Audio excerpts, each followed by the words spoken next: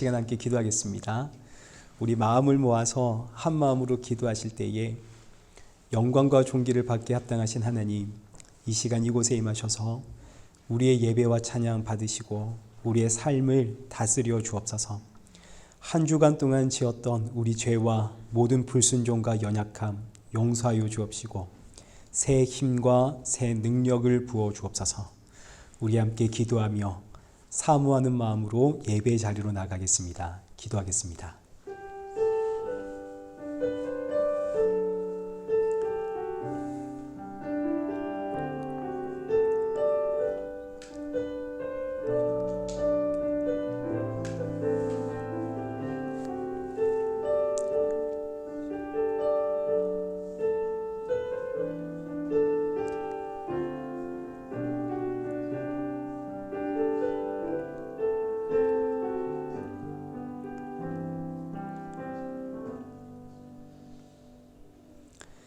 태초에 말씀이 계시니라. 이 말씀이 하나님과 함께 계셨으니 이 말씀은 곧 하나님이시니라. 거룩하신 하나님 아버지, 주신 은혜 감사합니다. 오늘도 우리가 이렇게 모이게 된 것, 태초로부터 계신 그 말씀이 우리를 이끌어 주심임을 믿습니다. 오늘도 이 예배를 통하여 그 말씀이신 예수 그리스도, 나의 생명임을 알고 믿을 수 있는 그 복된 은혜 허락하여 주옵소서. 한 주간 동안 짊어졌던 죄와 삶의 무게를 이 시간 주님 앞에 내려놓습니다. 우리의 연약함, 불순종 용서하여 주옵시고 이 시간 우리를 대표하여 기도하시는 장로님의 기도와 그리고 온 마음 다해 주님 앞에 드리는 우리의 예배 기뻐 받아 주옵소서. 예수님의 이름으로 기도드리옵나이다. 아멘. 우리 함께 신앙 고백하시겠습니다. 전능하사 천지를 만드신 하나님 아버지를 내가 믿사오며 그 외아들 우리 주 예수 그리스도를 믿사오니 이는 성령으로 잉태하사 동정녀 마리아에게 나시고 본디오 빌라도에게 고난을 받으사 십자가에 못 박혀 죽으시고 장사한 지 사흘 만에 죽은 자 가운데서 다시 살아나시며 하늘에 오르사 전능하신 하나님 우편에 앉아 계시다가 저리로서 산자와 죽은 자를 심판하러 오시리라. 성령을 믿사오며 거룩한 공예와 성도가 서로 교통하는 것과 죄를 사하여 주시는 것과 몸이 다시 사는 것과 영원히 사는 것을 믿사옵나이다. 아멘.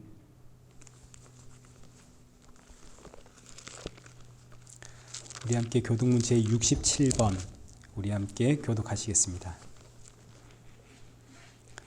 지혜를 얻은 자와 명철을 얻은 자는 복이 있나니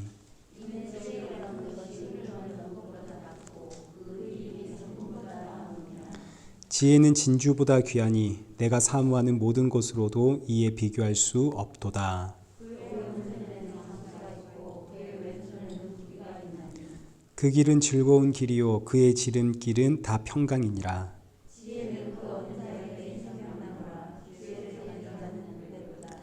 여호와께서는 지혜로 땅에 터를 놓으셨으며 명철로 하늘을 견고히 세우셨고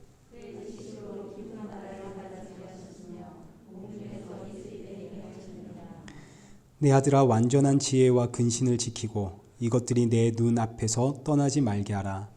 대저 여호와는 내가 의지할 이시니라. 내 발을 지켜 걸리지 않게 하시리라. 아멘.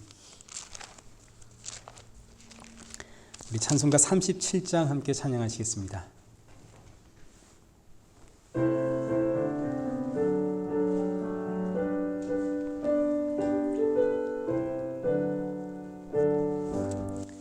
주 예수 이름 높이어 다 찬양하여라.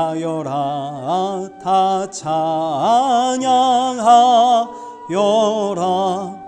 김면류관인 드려서 만유의 주를 찬양하세.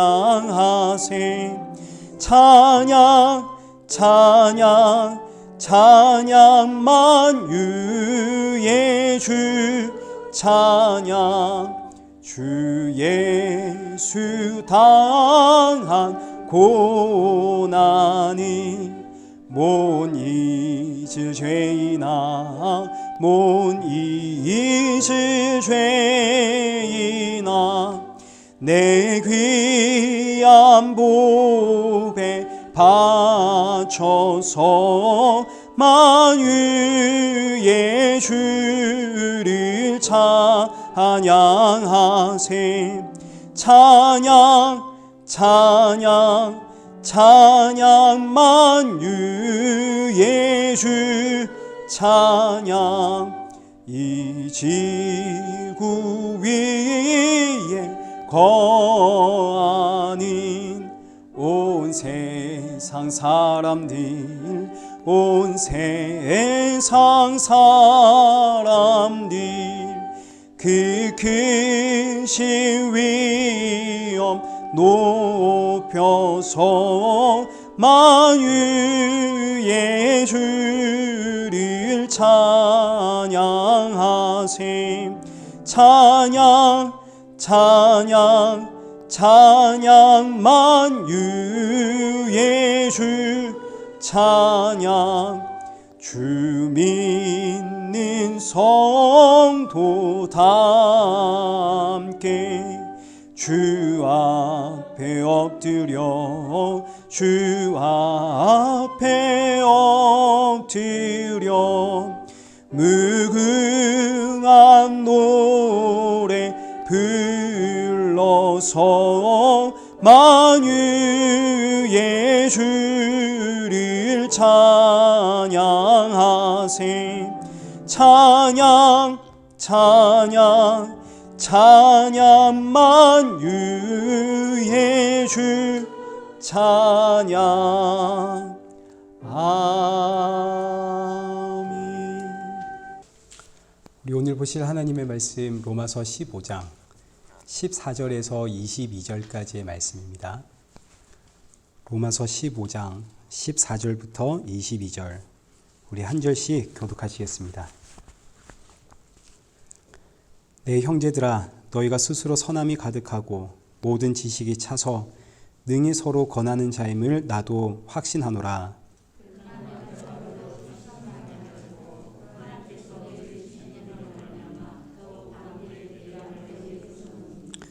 이 은혜는 곧 나로 이방인을 위하여 그리스도 예수의 일꾼이 되어 하나님의 복음의 제사장 직분을 하게 하사 이방인을 제물로 드리는 것이 성령 안에서 거룩하게 되어 받으실 만하게 하려 하심이라.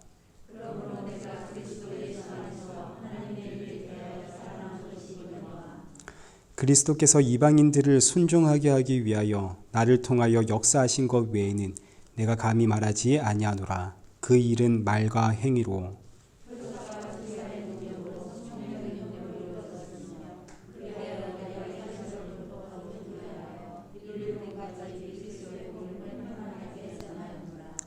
또 내가 그리스도의 이름을 부르는 곳에는 복음을 전하지 않기를 힘썼노니 이는 남의 터 위에 건축하지 아니하려 함이라.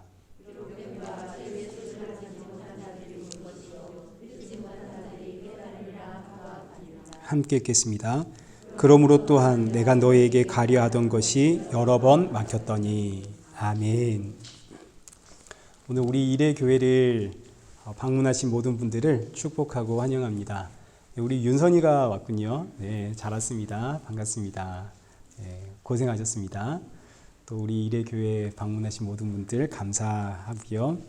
계속해서 우리 김경숙 집사님의 어머니의 건강을 위해서 기도 부탁을 드립니다.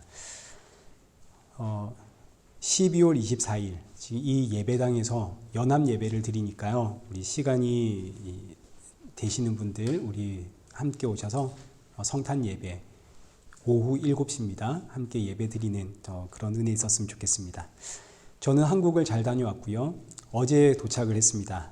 많이 건강해져서 돌아왔고요. 여러분의 기도에 감사를 드립니다. 새벽 기도는 당분간 좀 쉬도록 하겠습니다. 우리 이 시간에는 은혜 아니면 살아갈 수가 없네. 우리 찬양하시면서 우리 준비하신 헌금 봉헌하도록 하겠습니다.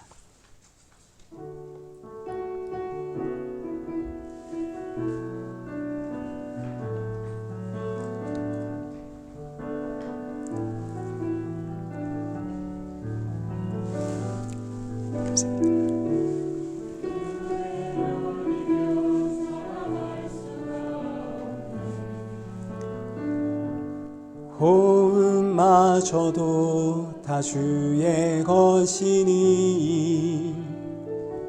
세상 평안과 위로 내게 없어도 예수 오직 예수뿐이네.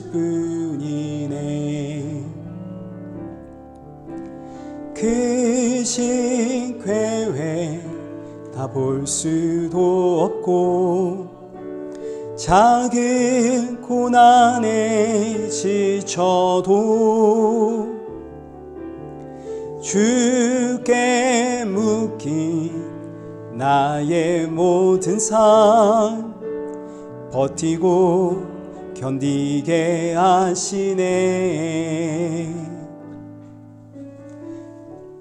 은혜 아니면 살아갈 수가 없네.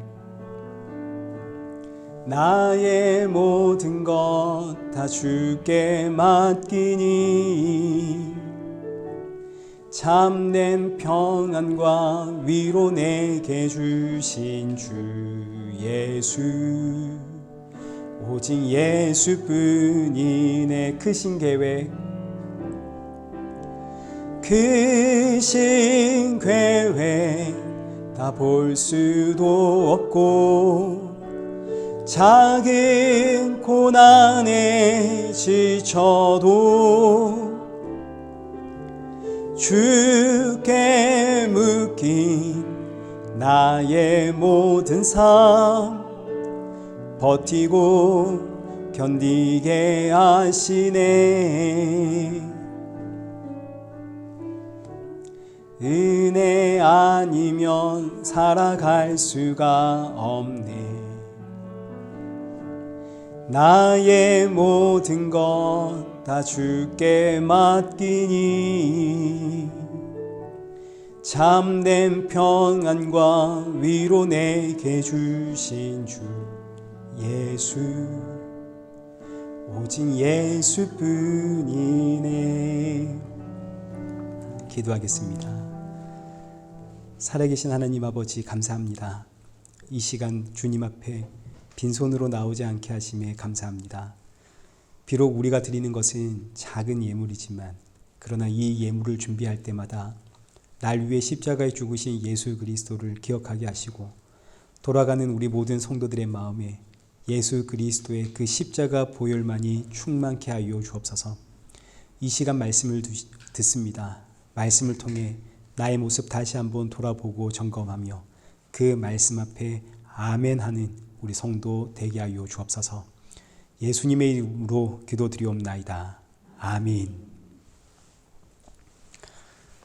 제가 이 이빨을 뽑아가지고 계속 발음이 셉니다.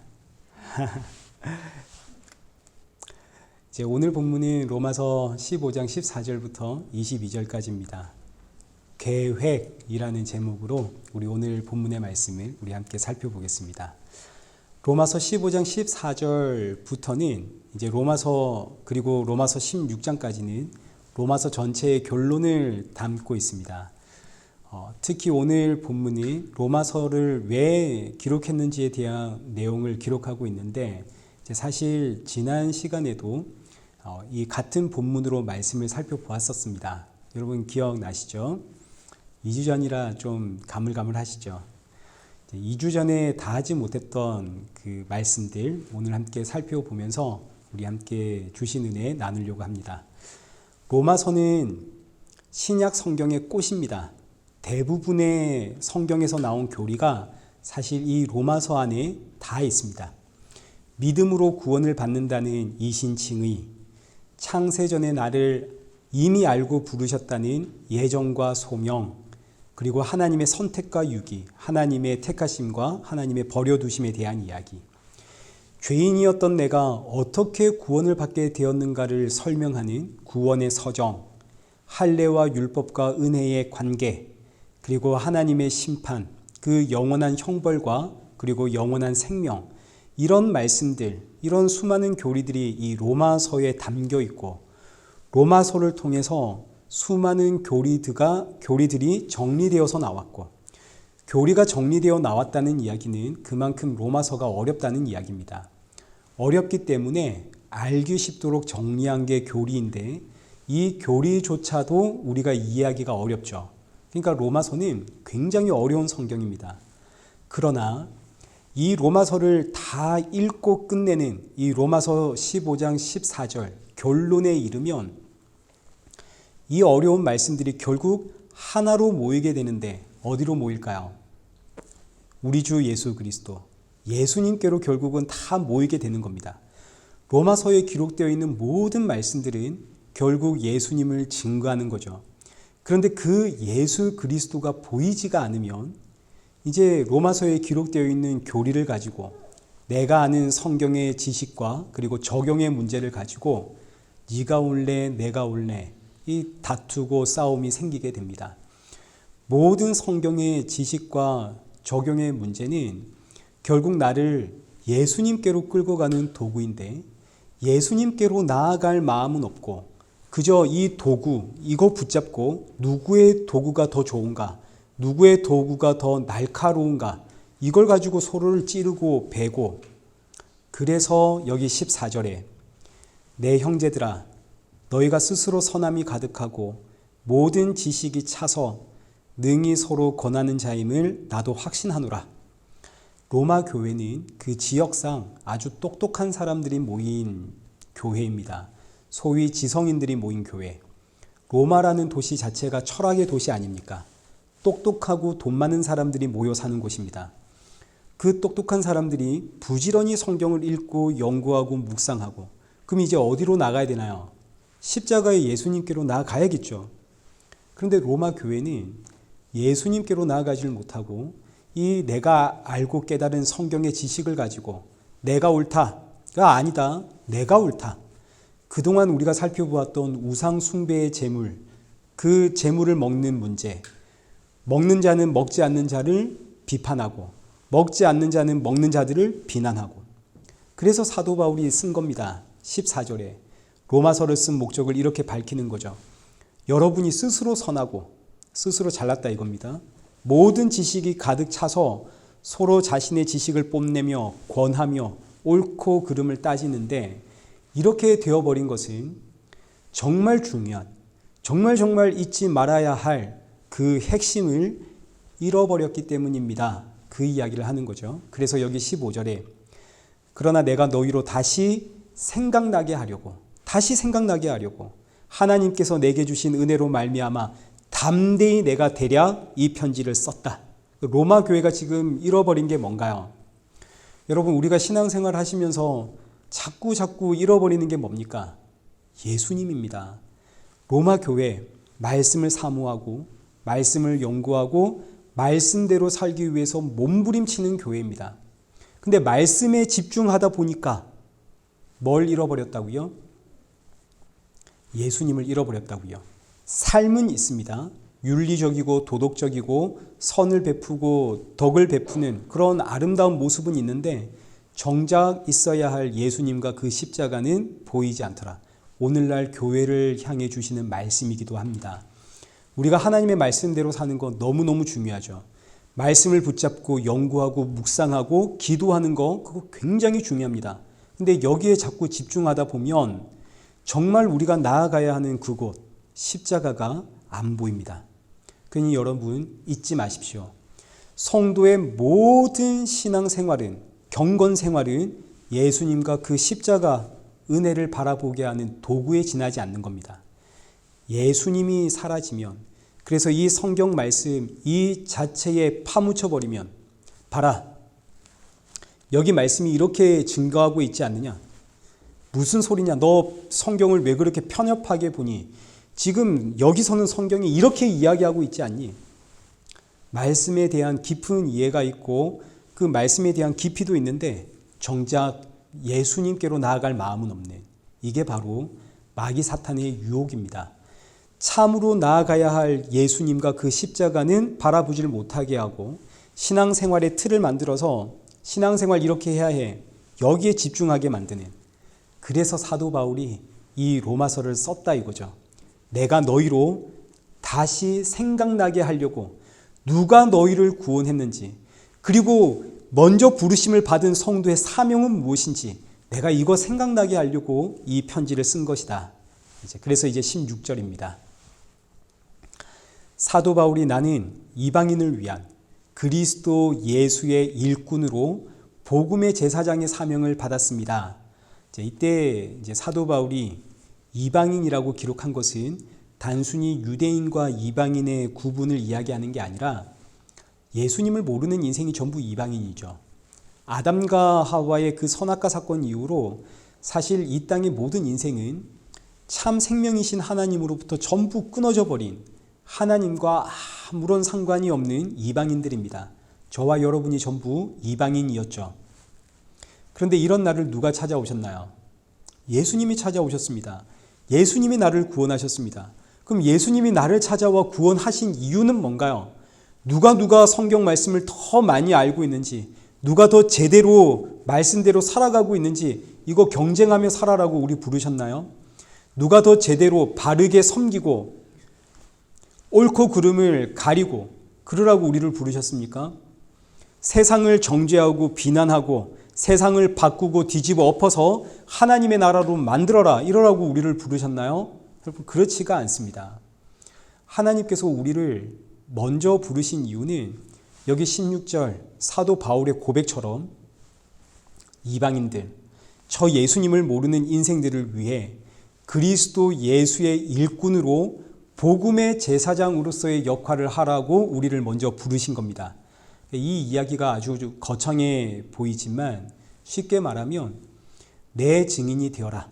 복음의 증인, 십자가의 증인, 예수의 증인이 되라고 우리를 부르셨다는 이야기입니다. 우리가 이 사실을 잊지 말아야겠죠. 예수님의 증인으로 사는 것. 근데 사실 이 말씀이 참 어렵고 부담스러울 수 있습니다. 제가 그랬거든요. 예수님의 증인으로 산다는 게 어떤 의미인가? 하나님의 영광을 위해 산다는 것이 대체 어떤 의미인가? 어떻게 살아야 되는 것인가? 내 인생에 실패가 없이 승승장구하면 되는가? 내가 가진 재능을 갈고 닦아서 이 분야에서만큼은 기죽지 않을 만큼의 그런 인생이 되면 하나님께 영광을 돌리는 것이고 십자가의 증인이 되는 것인가? 여러분, 이런 이야기가 아닙니다. 이렇게 뭔가 거창한 이야기 하는 게 아닙니다.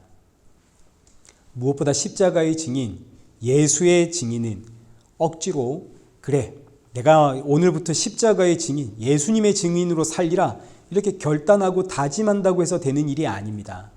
그저 내가 만난 예수, 날 구원하신 예수 그리스도, 이게 우리 안에 진짜라면 우리 예수님 자랑 안 할 수가 없겠죠. 그래서 예수님의 증인은 사실 이게 저절로 되는 겁니다. 누가 시켜서 되는 게 아니라, 내가 결단하고 다짐해서 되는 것이 아니라, 나를 구원하신 예수 그리스도, 이게 진짜라면, 이 은혜가 진짜라면 그냥 내 안에서 절로 나오는 거죠. 여러분, 살아오시면서 정말 꿈꾸고 기대했던 일들 이루어진 적이 있을 겁니다. 원하는 대학을 입학을 했다던가, 꿈꾸는 직장에 취업을 했다던가, 드디어 이제 전세 월세를 탈출하고 내 집을 마련했다든가, 이제 그러면 절로 자랑이 나옵니다. 이게 자랑이 안 나올 수가 없죠. 입이 근질근질합니다. 우리 그렇지 않습니까? 마찬가지입니다. 날 구원하신 그 예수 그리스도의 은혜가 진짜라면 우리가 자랑을 안 할 수가 없죠. 그래서 복음의 제사장, 십자가의 증인은 절로 되는 것이지 억지로 시켜서 혹은 내가 결단하고 다짐해서 그래서 되는 게 아닙니다. 내가 받은 구원이 얼마나 귀한지, 날 구원하신 예수 그리스도 자랑할 수밖에 없는, 이게 바로 증인이고 예수님을 자랑하는 바로 이것이 하나님의 영광이고, 우리 미가서 6장 6절 말씀을 한번 보십시오. 내가 무엇을 가지고 여호와 앞에 나아가며 높으신 하나님께 경배할까? 내가 번제물로 1년 된 송아지를 가지고 그 앞에 나아갈까?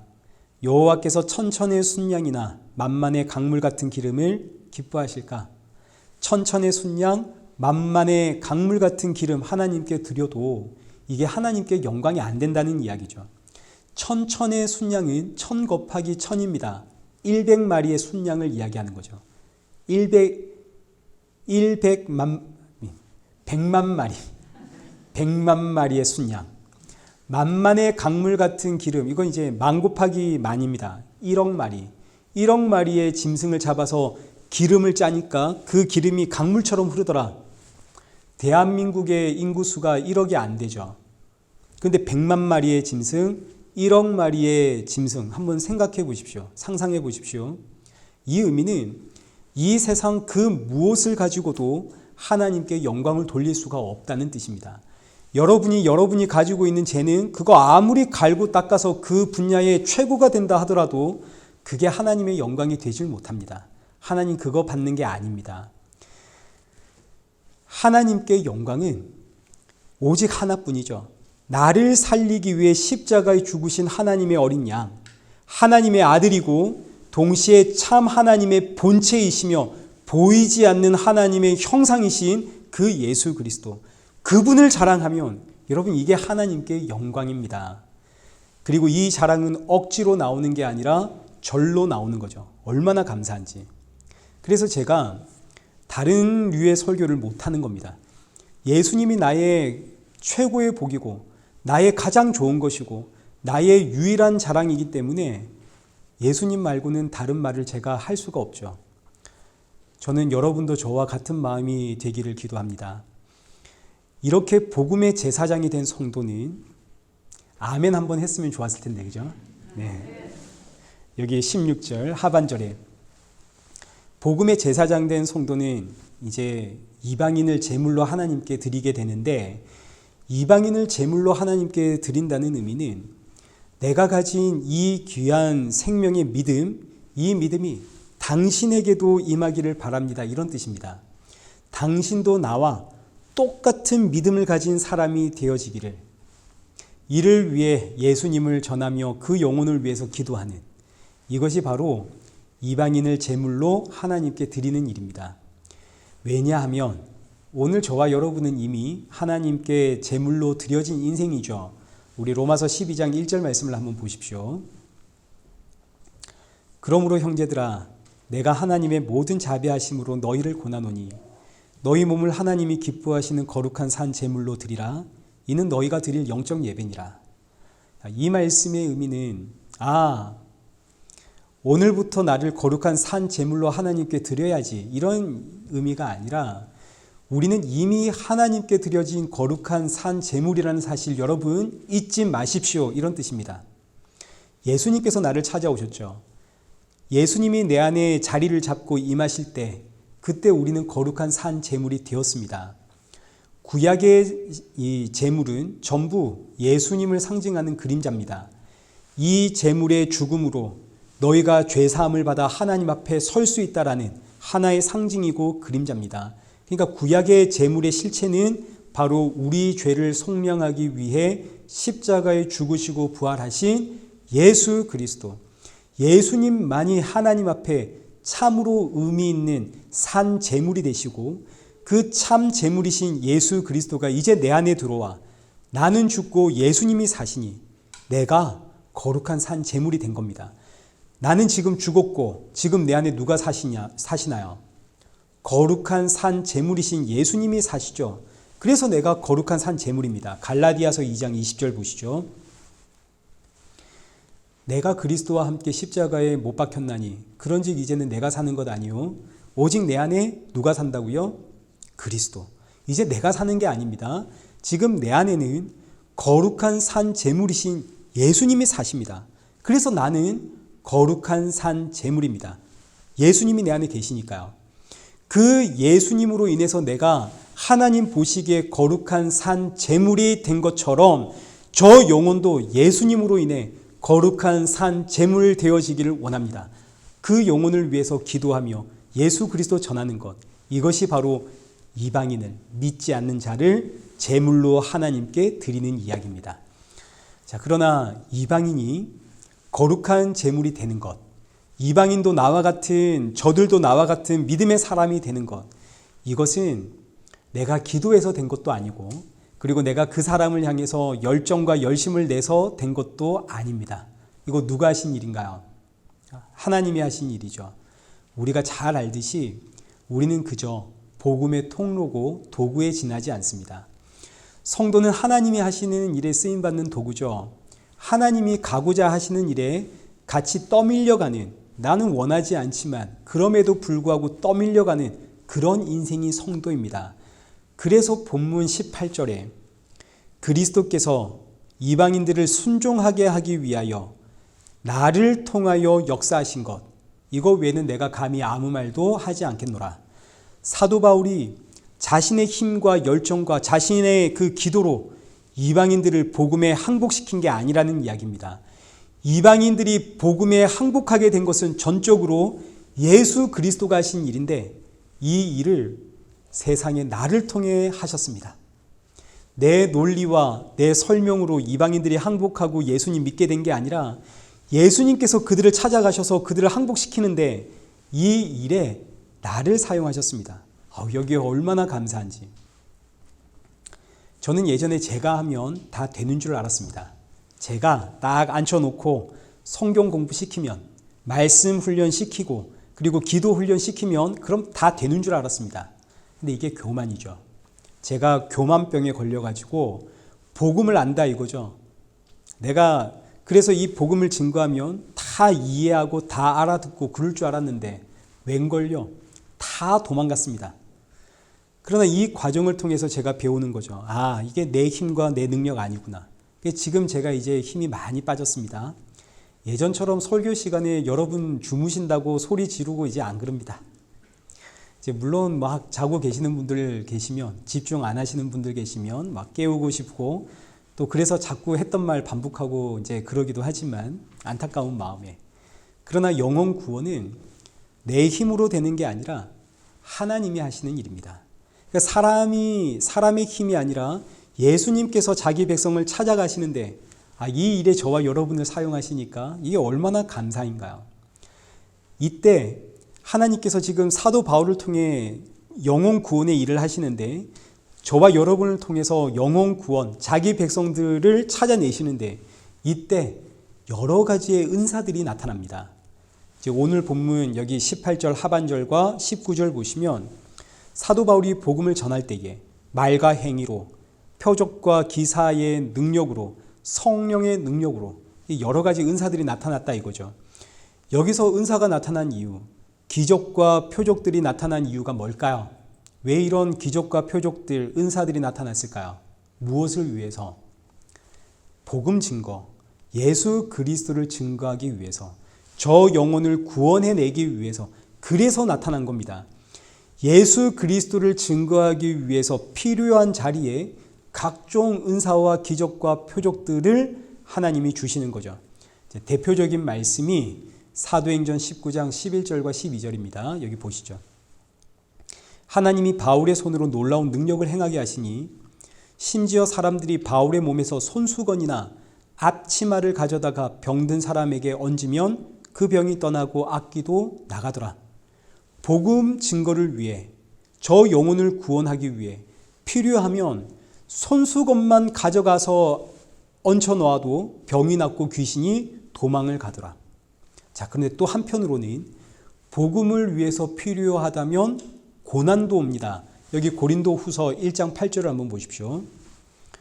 형제들아, 우리가 아시아에서 당한 환난을 너희가 모르기를 원하지 아니하노니 힘에 겹도록 심한 고난을 당하여 살 소망까지 끊어지고 우리는 우리 자신이 사형 선고를 받은 줄 알았으니 이는 우리로 자기를 의지하지 말고 오직 죽은 자를 다시 살리시는 하나님만 의지하게 하심이라. 죽은 자를 다시 살리시는 하나님, 곧 우리 주 예수 그리스도, 그분만 의지하고 그분만 증거하게 하기 위해서 필요하면 사형 선고를 받은 것 같은 살 소망이 끊어지는 이런 고난도 온다 이겁니다. 그러니까 모든 은사와 기적과 표적은 내가 잘나서 아닙니다. 내가 신령해서도 아니고 내가 저들보다 좀 더 사랑받고 내가 좀 더 강한 믿음의 사람, 내가 기도의 사람, 그래서가 아니라 무엇을 위해서? 예수 그리스도의 이 생명의 복음을 위해서, 영혼 구원을 위해서. 마찬가지입니다. 살 소망이 끊어질 것 같은 고난도 내가 잘못해서 혹은 내가 못해서 내가 말씀대로 안 살아서가 아니라 무엇을 위해서인가요? 내 영혼을 살리고 저들의 영혼을 살리는 그 예수 그리스도의 생명의 그 영혼 구원을 위해서다, 이 이야기입니다.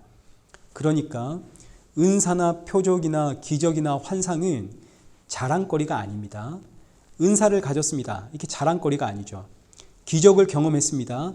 이거 자랑거리 아닙니다. 이거 자랑하는 것은 참으로 못난 것이고 불쌍한 겁니다. 10명의 나병 환자 이야기 여러분 다 아시나요?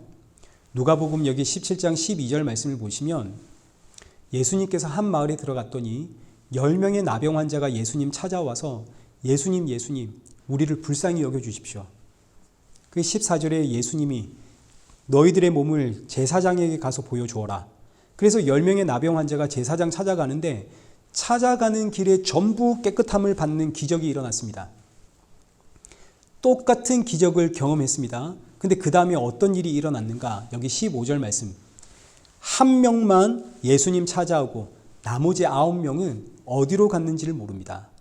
분명 나머지 9명의 나병 환자도 야, 내가 예수님께 갔더니 깨끗해졌다 자랑하고 간증하며 다녔을 겁니다. 그러나 예수님께 나오진 않았죠. 그러니까 예수님께 나온 한 명의 나병 환자의 신앙과 믿음과 나머지 9명의 나병 환자의 믿음은 이건 완전히 다른 겁니다. 차원이 다르죠.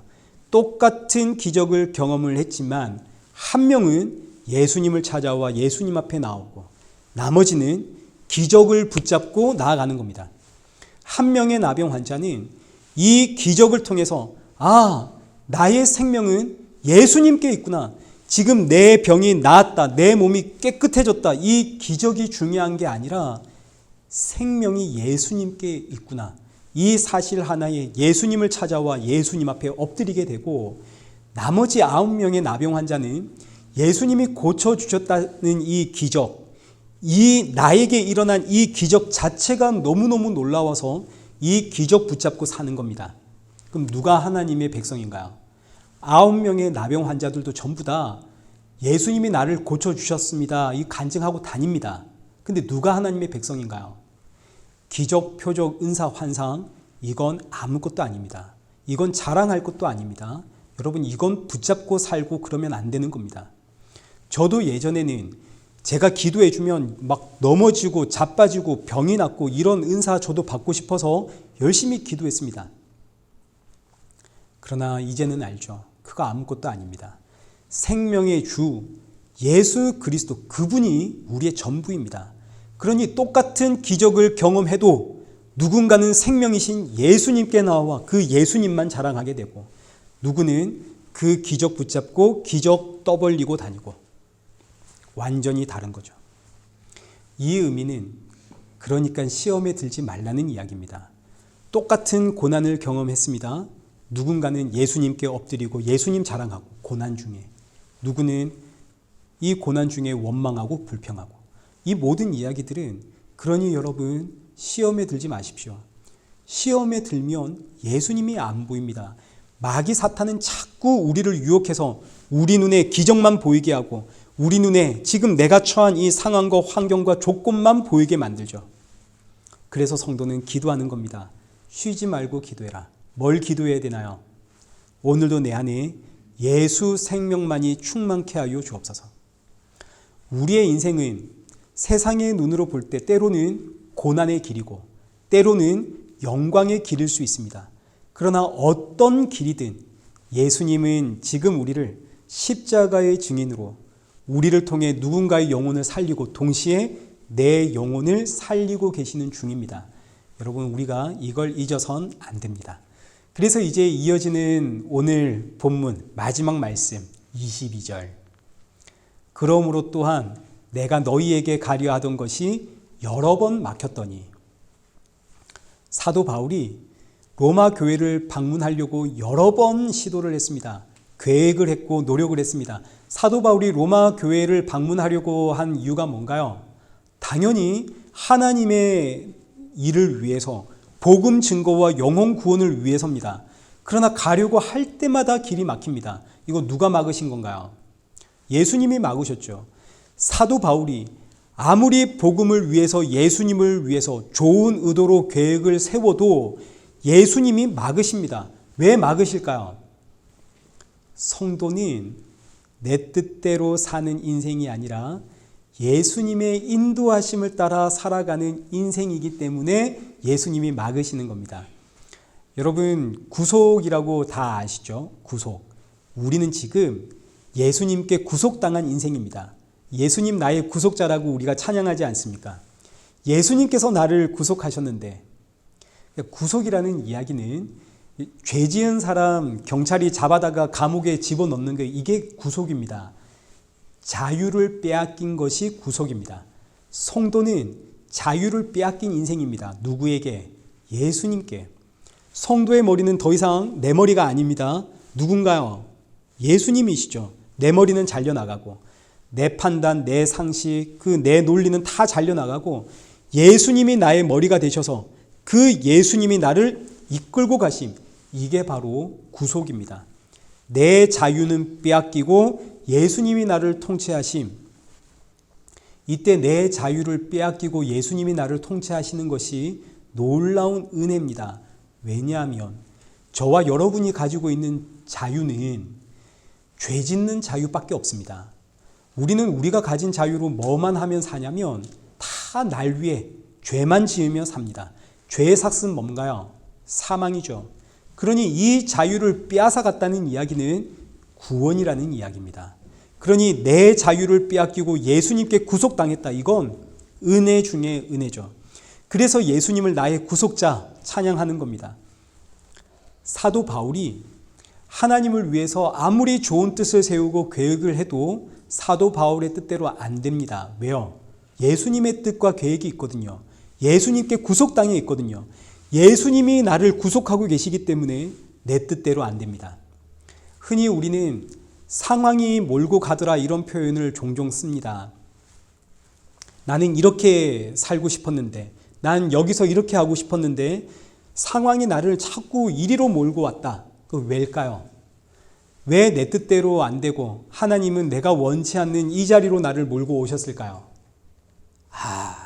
글쎄 뭔지는 모르겠지만 하나님이 더 좋은 것 주려고 그런 거 아니겠습니까? 나는 이 직장 가고 싶었는데 결국은 이 직장으로 왔습니다. 왜일까요? 모르긴 해도 하나님이 더 좋은 거 나에게 주려고 그런 거 아닐까요? 여러분, 아닙니다. 그런 게 아닙니다.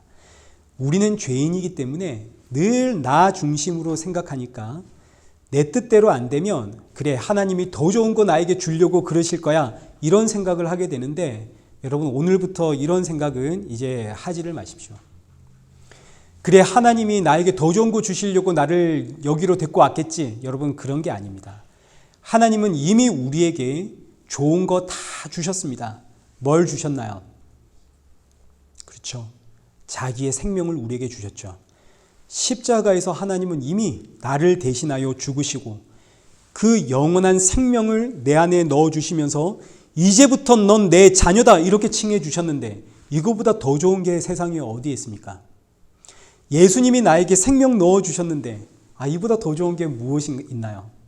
그러니까 상황이 자꾸 나를 이렇게 몰아가는 이유는 나에게 더 좋은 걸 주기 위함이 아니라 자꾸 이런 세상적 욕망을 하나님의 뜻과 연결시키려고 하면 안 되는 겁니다. 내가 원하고 내가 계획한 대로 내 삶이 이루어지지 않는 이유는 오직 하나입니다. 나를 통해 누군가의 영혼을 살리기 위한 하나님의 계획이 따로 있기 때문이죠. 이것이 먼저 부름을 받은 성도의 사명이고 성도의 역할이고 성도의 인생입니다. 세상 사람들은 자기가 계획한 대로 잘만 살아갑니다. 여기 시편 73편 3절 이하의 말씀 보십시오. 악인들은 형통합니다. 그들은 죽을 때도 고통이 없습니다. 죽는 그날까지 건강합니다. 이들은 사람들이 당하는 고난도 없고 재앙도 없습니다. 여기 7절도 보시면 그들의 소득은 마음의 소원보다 훨씬 많답니다. 세상에. 이런 일들이 우리에게 일어났으면 좋겠죠. 여기 12절에서 항상 평안하고 재물은 날로 불어나고, 악인들은 왜 그럴까요? 왜 그렇습니까? 이들은 구속당한 인생이 아니거든요. 예수님께 구속당한 인생이 아닙니다. 그러나 성도는 예수님께 구속당한 인생이기 때문에 내 마음대로 안 됩니다. 예수님께서 그렇게 그냥 두질 않죠. 잠언 16장 9절 보십시오. 사람이 마음으로 자기의 길을 계획할지라도 그의 걸음을 인도하시는 이는 여호와시니라. 여러분, 이게 복입니다. 예수님께 구속당했다는 이야기입니다. 세상에 이거보다 더 좋은 이야기는 없죠.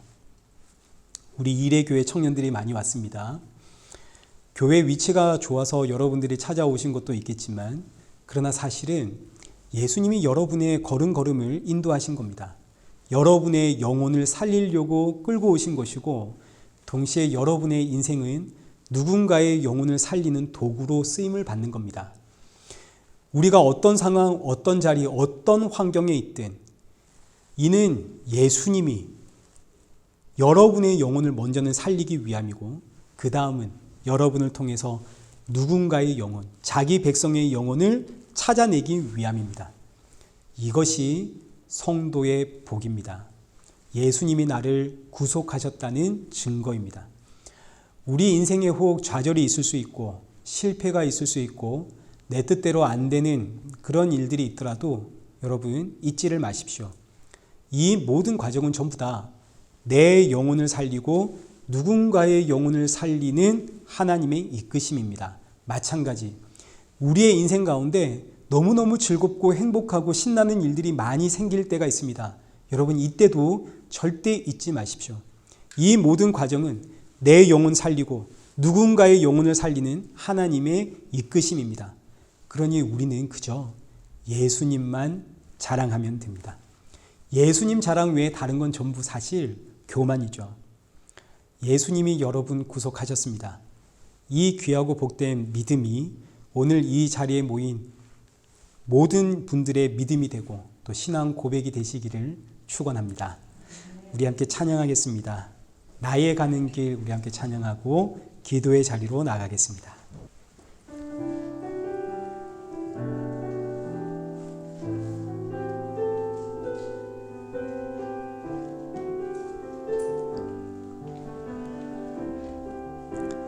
나의 가는 길 주님 인도하시네.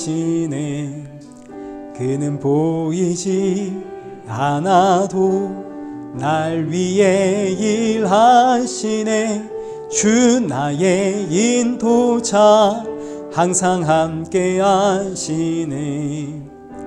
사랑과 힘 베푸시며 인도하시네. 나의 가는 길 나의 가는 길 주님 인도하시네. 그는 보이지 않아도 날 위해 일하시네. 주 나의 인도자 항상 함께 하시네. 사랑과 힘 베푸시며 인도하시네. 우리 한 번 더 고백하십시다. 나의 가는 길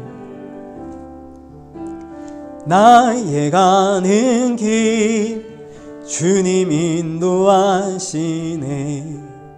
그는 보이지 않아도 날 위해 일하시네. 주 나의 인도자 항상 함께 하시네. 사랑과 힘 베푸시며 인도하시네.